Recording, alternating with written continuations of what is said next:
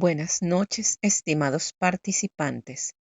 Bienvenidos al segundo encuentro síncrono propuesto en el calendario académico de este trimestre 2024-1 para la unidad curricular Psicología de la Personalidad 2.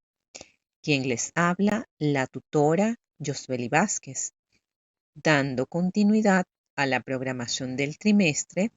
El objetivo de este espacio de aprendizaje es aclarar dudas acerca de la segunda actividad sumativa que tiene como fecha de entrega la semana 6, esto es la semana próxima, y la fecha va desde el lunes 26 de febrero hasta el domingo 3 de marzo, siendo la fecha límite de esta entrega el martes 5 de marzo, sin penalización en la calificación.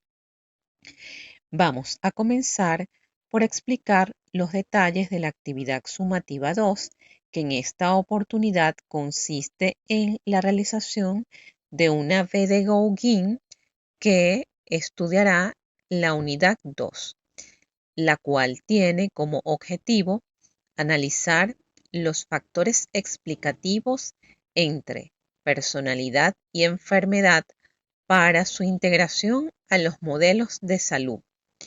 Los núcleos temáticos que comprenden a esta segunda unidad son los factores explicativos de la personalidad y la enfermedad, tanto directos como indirectos. Van a profundizar en lo que es el modelo de los 5 factores de la personalidad o BAC5 y los patrones de conducta derivados de la combinación de rasgos. Asimismo, se conocerá la utilidad clínica de los modelos dimensionales, conoceremos las crisis de identidad y las disociaciones. Como ya les mencioné, la estrategia de esta actividad es la realización de una B de Gauguin y esta consiste en un diagrama en forma de B. Deben descargar el formato anexo que se los dejé en los recursos de consulta, cuyos lados, conceptual y metodológico respectivamente, conectan teorías, conceptos, procedimientos y métodos que en este caso son esos factores explicativos de la personalidad y la enfermedad que acabo de mencionar. En el centro de la B se escriben preguntas o interrogantes relacionadas con estos eventos. En la base de la B se escriben las fuentes de evidencia, el acontecimiento, fenómeno o hecho o evento analizado, es decir, es el título, que en este caso, nuevamente, son los factores explicativos de la personalidad y la enfermedad. Eso no cambia. Lo que van a cambiar es la manera en que ustedes plantean los interrogantes para poder desarrollar tanto el aspecto conceptual como el aspecto metodológico de esta B de Gauguin. ¿Cuáles son los temas que se van a desarrollar en esta B de Gauguin? El primero tiene que ver con el mecanismo directo entre personalidad y enfermedad. En este sentido, van a explorar qué sucede con la excesiva reactividad fisiológica ante el estrés. En la literatura del área existen distintos modelos y teorías que conceptualizan este aspecto. Por otra parte, van a profundizar en lo que es el mecanismo indirecto entre la personalidad y la enfermedad, y aquí estaríamos hablando de las conductas de salud. Este modelo plantea la relación entre la personalidad y las condiciones de salud, independientemente del estado de enfermedad que pueda sufrir una persona. Lo que este modelo plantea es que si las mediciones regulares de salud son indicadores concluyentes de una enfermedad base o si reflejan conductas de enfermedad en ausencia de una patología de base.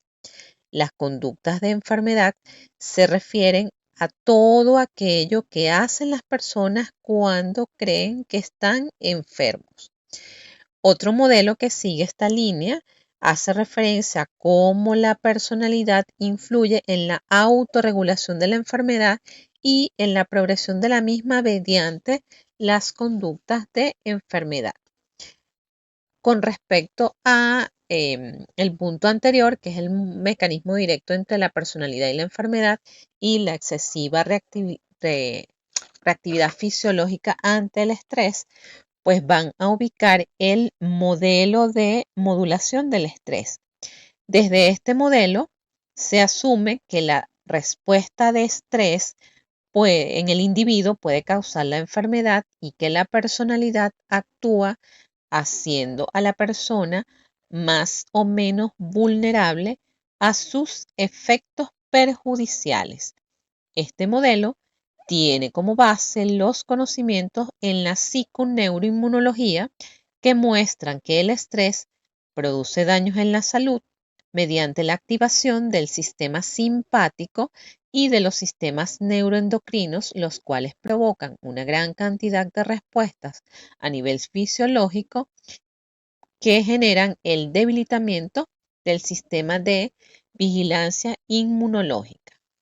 La investigación del área demuestra que las experiencias intensas, frecuentes y prolongadas de estrés contribuyen al desarrollo o a la progresión de una enfermedad mediante la activación fisiológica que provocan y porque los sistemas simpático y neuroendocrino también interfieren en la regulación del sistema inmune, suprimiendo algunas respuestas y mejorando otras. Son importantes todas aquellas investigaciones acerca de los procesos psicológicos de índole cognitivo, emocional y conductual identificados con lo que van a describir más adelante, que es la personalidad positiva y la personalidad resiliente, que parten de un enfoque procesual y transaccional y desde una concepción del individuo como un agente activo de la salud. O sea, aquí estaríamos hablando pues de esas conductas de salud. Siguiendo esta línea van a tener la oportunidad de profundizar en lo que es la personalidad resistente o hardiness, la personalidad resiliente y la personalidad alexitímica. Cuando hablamos de la personalidad resistente, el término hardiness en su traducción significa dureza. Y este modelo de personalidad se enmarca dentro de un enfoque existencialista y se entiende como una manera de concebir la vida que implica asumir el riesgo a favor del crecimiento personal. Aparece por primera vez en la literatura científica en la década de 1970 con el desarrollo de los autores Kobasa y Madia. Se ha propuesto como un recurso de resistencia y protección de la salud física y mental en virtud de su efecto amortiguador, mitigador o anulador de las consecuencias nocivas de estas sobre el individuo. En lo que se refiere a la personalidad resiliente, recuerden que actualmente hablamos mucho de este término. Cuando hablamos de personalidad resiliente, pues tenemos que irnos a el concepto principal de resiliencia, que es esa capacidad de salir fortalecido frente a las adversidades. Entonces, esto habla de que la persona tiene un estilo de afrontamiento con ciertas características que hacen que puedan superar pues todas estas dificultades saliendo airosos u obteniendo un crecimiento personal. Además, también hablamos de la personalidad alexitímica. Esto es un concepto que viene de las teorías psicoanalíticas o de lo que es la patología psicosomática, y la alexitimia significa sin palabras para los sentimientos. Y esto se traduce en una dificultad en identificar y describir los sentimientos. Está relacionado con el mecanismo de defensa denominado conversión histérica. Rush caracterizó este tipo de personalidad psicosomática y que las personas con una detección en el desarrollo, con dificultades para las relaciones interpersonales, para la expresión verbal y simbólica de los conflictos y para la integración de experiencias, es algo que los expone repetidamente a situaciones de frustración que usualmente no saben manejar. Por otra parte, van a profundizar en el modelo de los 5 factores de la personalidad o Big Five. De hecho, existe una prueba, la pueden incluir en el trabajo final, donde se miden estos 5 grandes factores de la personalidad. Van a describir también lo que es el patrón de conducta tipo A y B. Cuando hablamos del patrón de conducta A, nos estamos refiriendo a un perfil de personalidad de tipo perfeccionista que predispone a la aparición, por ejemplo, de afecciones cardíacas o de una gran cantidad de sintomatología de origen psicosomático.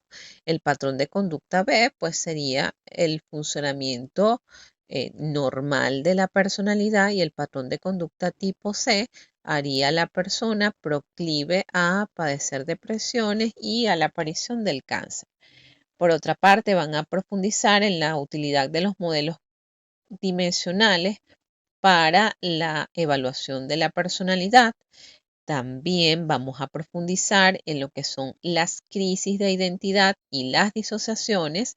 En este sentido, lo van a plasmar desde el punto de vista normal y desde el punto de vista patológico.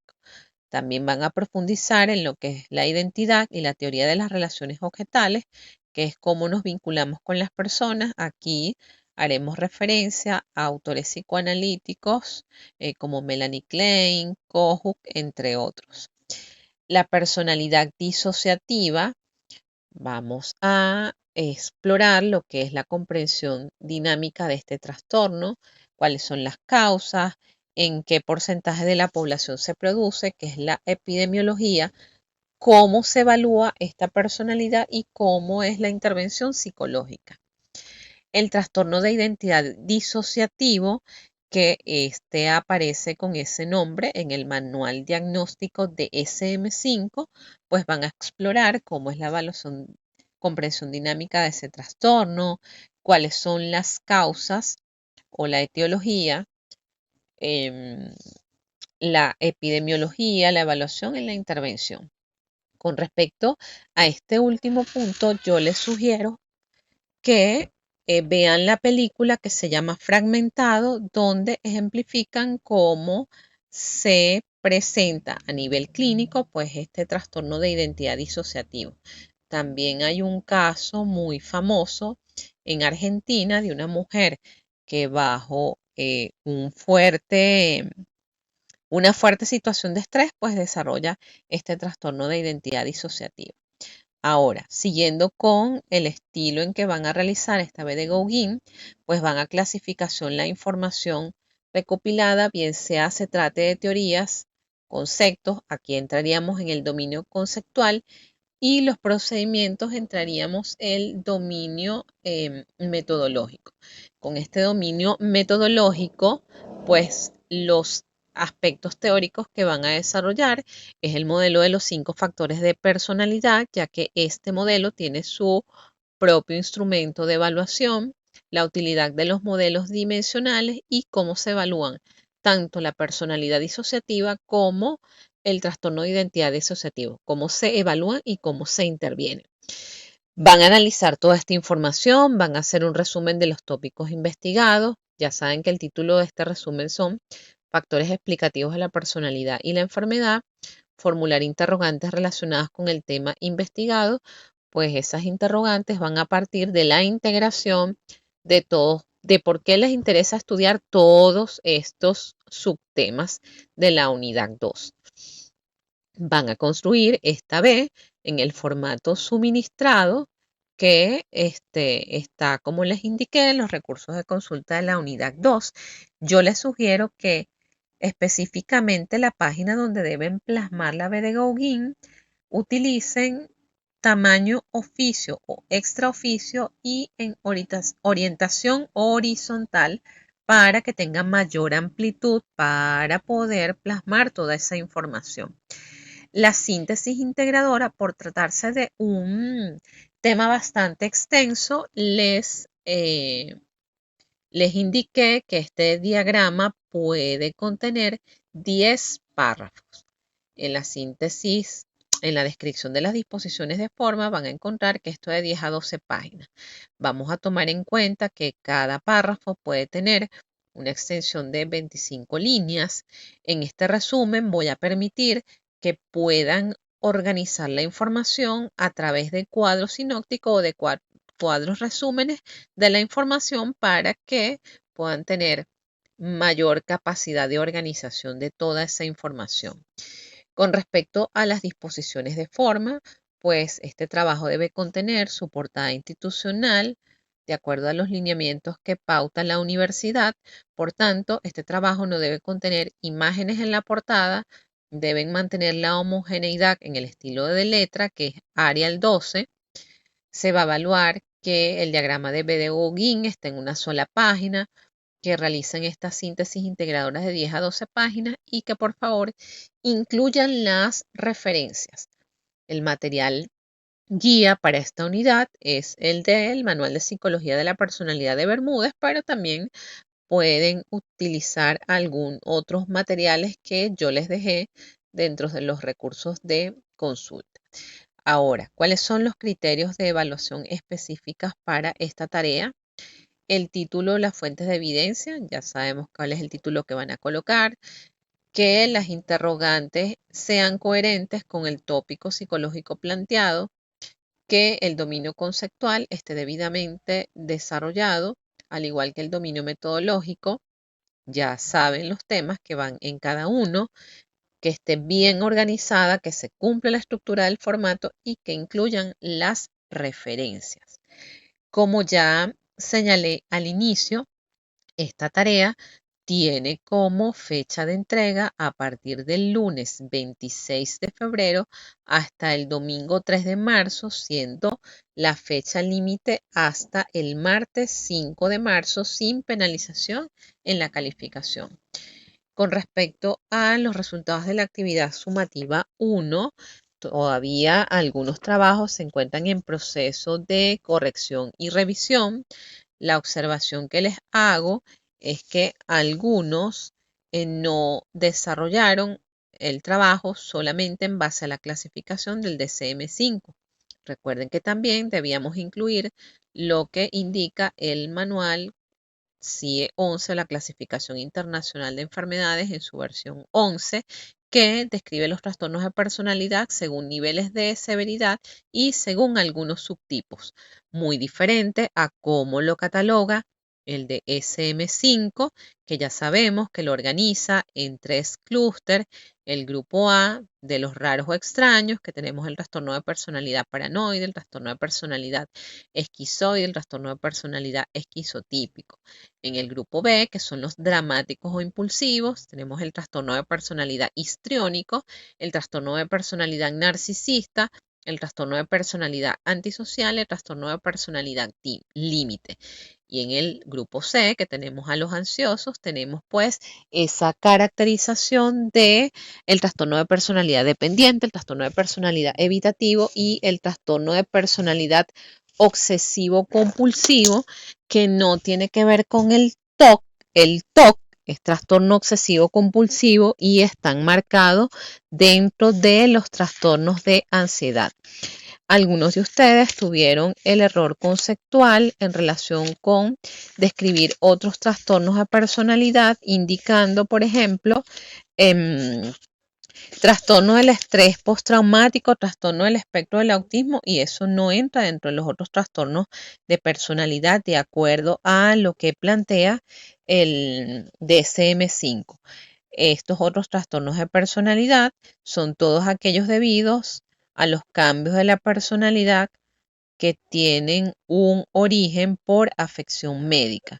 Esta alteración persistente de la personalidad constituye un cambio respecto al anterior patrón característico de la personalidad del individuo. Existen evidencias a partir de la historia clínica, de exploración física o de los análisis de laboratorio de que la alteración en la personalidad es consecuencia fisiopatológica directa de una afección médica y que, como en todos, causa malestar clínicamente significativo en todas las áreas y se debe especificar si es lábil, si es desinhibido, si es agresivo, si es apático, si es paranoide o es de tipo combinado. Entonces quería hacer esta aclaratoria para que no les quede la duda. Con esta descripción de la actividad sumativa 2, damos por culminada esta segunda actividad síncrona. Muchas gracias por su atención.